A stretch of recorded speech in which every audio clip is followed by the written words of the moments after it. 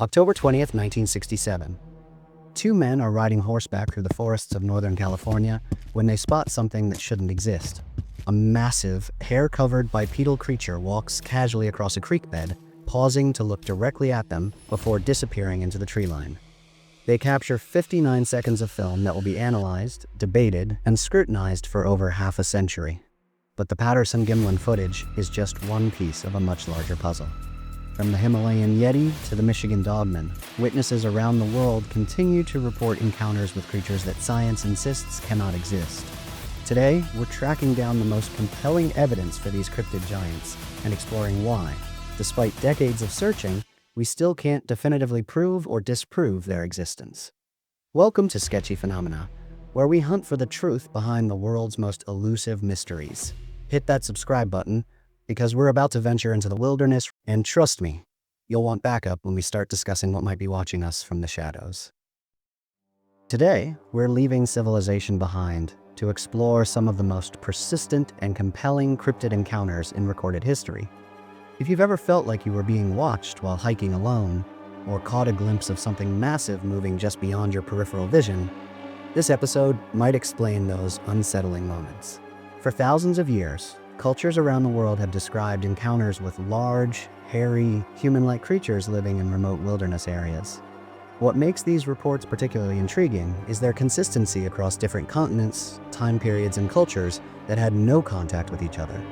Either there's something genuinely unknown sharing our planet, or the human mind has a very specific way of creating the same mythological creature over and over again. Let's begin with the holy grail of cryptid evidence, the Patterson-Gimlin film. On October 20th, 1967, Roger Patterson and Bob Gimlin were exploring the Humboldt County forests in Northern California, specifically investigating recent Bigfoot reports in the area. Patterson was already a Bigfoot enthusiast who had written a book about the creature, making some skeptics question his motives from the start. Around 1:15 p.m., their horses became agitated and reared up. As Patterson tried to control his horse, he spotted what appeared to be a large, dark, hair-covered figure walking along Bluff Creek. Patterson quickly grabbed his 16mm camera and began filming while pursuing the creature on foot. The resulting footage shows a massive bipedal figure, estimated to be between 7 and 8 feet tall, walking with a distinctive gait across the creek bed. The creature appears muscular and completely covered in dark hair. At one point, it turns to look directly at the camera, revealing what appears to be a face with human-like features, but pronounced brow ridge and facial structure. What makes this footage particularly compelling is the level of detail visible in the brief 59 seconds of film. The creature's muscle definition, the way its arms swing while walking, and the natural-looking proportions all suggest something real rather than a person in a costume. Analysis of the gait has shown that the creature's stride length and walking pattern would be extremely difficult for a human to replicate, especially while wearing a bulky costume. Multiple experts have analyzed the film over the decades. Anthropologists have noted that the creature's proportions match theoretical reconstructions of how a large primate might evolve for bipedal locomotion. The muscle movement visible under the hair, particularly in the thigh and buttock area, appears consistent with actual anatomy rather than costume padding. However, skeptics point out that Patterson had financial motivations for producing Bigfoot evidence, and special effects artists have claimed they could create similar footage with 1960s technology. The fact that no equally clear footage has emerged in the decades since, despite vastly improved camera technology and more people in the wilderness, raises questions about the film's authenticity. But the Patterson-Gimlin footage is far from the only compelling Bigfoot evidence. The Pacific Northwest continues to generate high-quality sightings from credible witnesses. In 1994, Paul Freeman, a U.S. Forest Service employee, captured footage of what appeared to be a Bigfoot family group in the Blue Mountains of Washington. Freeman's video showed multiple figures moving through dense forest, including what appeared to be a juvenile creature. Freeman also discovered and cast numerous footprints in the area, some showing dermal ridges and other details that would be extremely difficult to fake. The Olympic Peninsula incident of 2000 involved multiple witnesses, including off-duty police officers, who observed a large bipedal creature crossing Highway 101. The witnesses were trained observers who had no prior interest in Bigfoot research, making their testimony particularly credible. They described a creature approximately 8 feet tall that moved with surprising speed and agility despite its massive size. More recently, the BFRO, or Bigfoot Field Researchers Organization, has documented thousands of sightings across North America. While many can be dismissed as misidentifications or hoaxes, a significant percentage come from hunters, hikers, and outdoor professionals whose livelihoods depend on their observational skills and familiarity with wildlife. The global nature of these sightings adds another layer of intrigue to the mystery. The Himalayan Yeti, or abominable snowman, has been reported by mountaineers and local populations for centuries. Unlike the North American Bigfoot, the Yeti is typically described as having white or light-colored hair and being adapted to high-altitude environments. The most famous Yeti evidence comes from the 1951 Mount Everest expedition led by Eric Shipton. Shipton photographed large human-like footprints in the snow at 18,000 feet elevation. The prints were approximately 13 inches long and showed 5 toes with what appeared to be nail marks. Local Sherpa guides immediately identified them as Yeti tracks and seemed unsurprised by the discovery. What makes the Shipton photographs particularly compelling is that they were taken by a highly respected mountaineer with no history of hoaxing or sensationalism. Shipton was focused on climbing, not cryptid hunting, making his testimony more credible. The high altitude and remote location also make hoaxing extremely difficult and dangerous. The Australian Yowie represents another regional variation of the large primate cryptid. Aboriginal Australians have described encounters with large, hairy humanoids for thousands of years, calling them by various names including Yowie, Yahoo, and Dooligal. European settlers began reporting similar encounters in the 1800s, and sightings continue today. One of the most detailed Australian encounters occurred in 1979, when a family camping in Queensland's Springbrook National Park reported a close encounter with a Yowie. The witnesses described a creature approximately 9 feet tall that approached their campsite at night. The family observed the creature for several minutes before it retreated into the forest.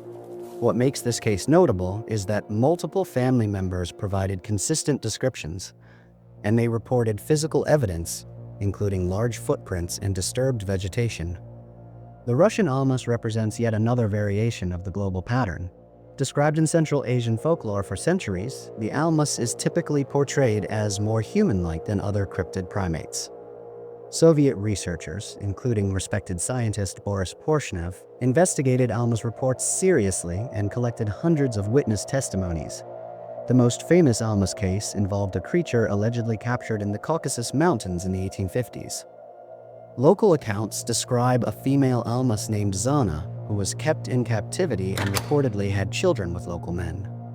While the story sounds like folklore, genetic testing of alleged descendants has revealed unusual DNA markers that don't match known human populations. But large primate cryptids aren't the only mysterious creatures stalking witnesses around the world. Reports of wolf-like humanoids, commonly called dogmen or wolfmen, represent another category of cryptid encounters that's equally compelling and perhaps even more terrifying. The Beast of Bray Road in Wisconsin gained international attention in the 1990s following a series of encounters near Elkhorn.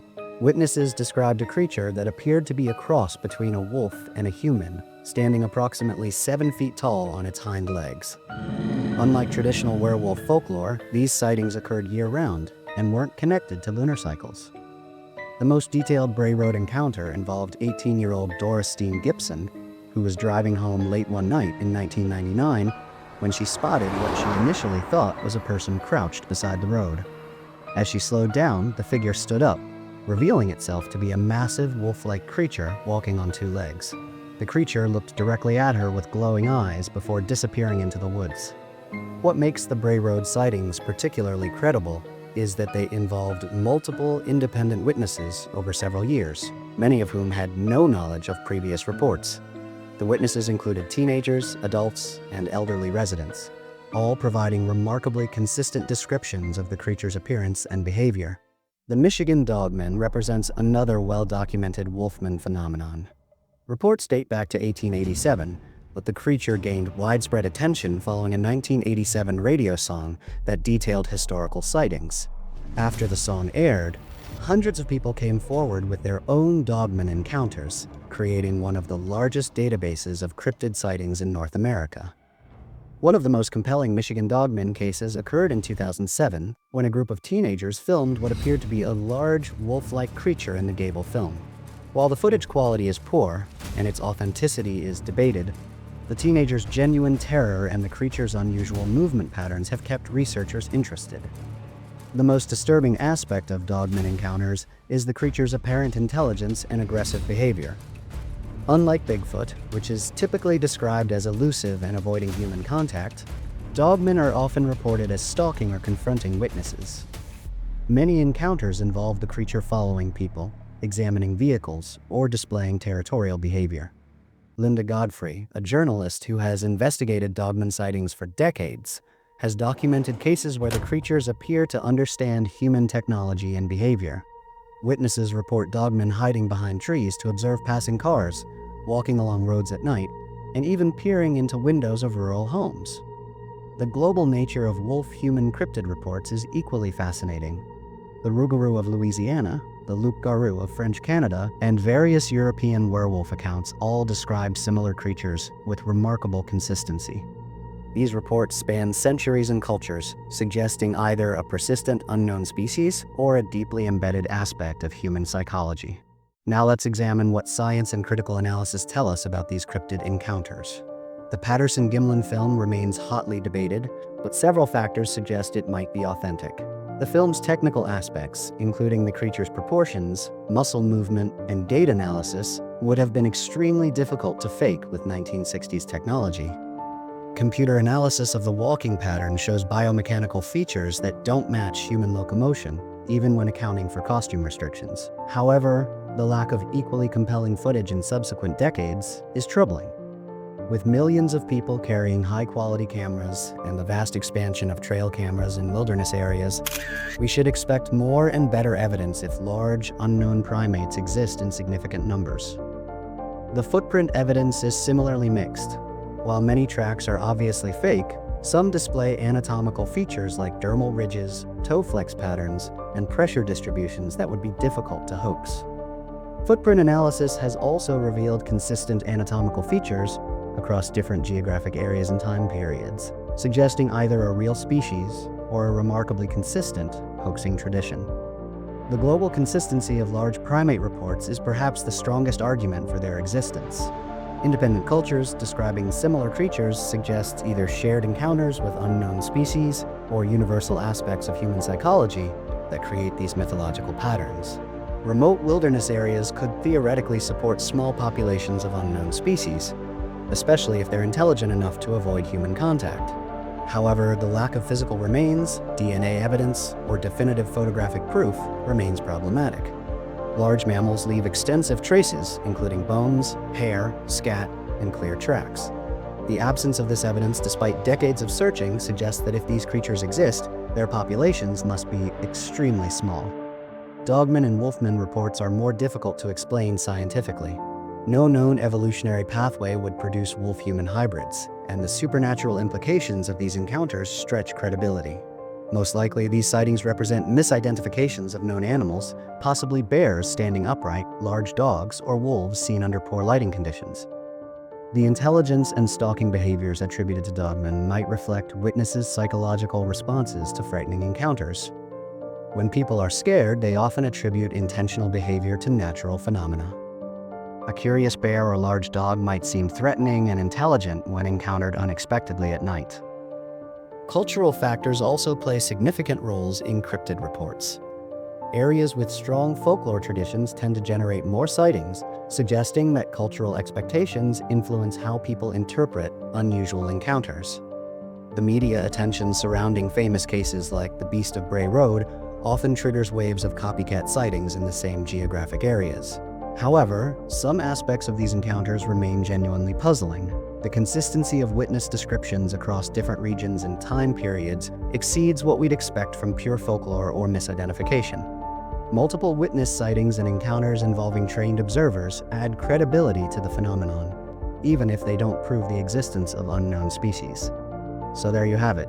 Whether you're a believer or a skeptic, Cryptid Encounters represent one of humanity's most enduring mysteries. The Patterson-Gimlin film continues to puzzle experts decades after it was shot. The search for Bigfoot, Yeti, and their cryptid cousins represents more than just monster hunting. It reflects our deep need to believe that mystery still exists in an increasingly mapped and monitored world. Whether these creatures are real or imaginary, they serve as powerful reminders that nature still holds secrets and that the wilderness remains wild in ways we don't fully understand. Have you ever had an encounter with something you couldn't explain while spending time outdoors? Do you think there's enough evidence to suggest unknown primates might be sharing our planet? Let me know your thoughts in the comments below. And don't forget to subscribe for more sketchy phenomena.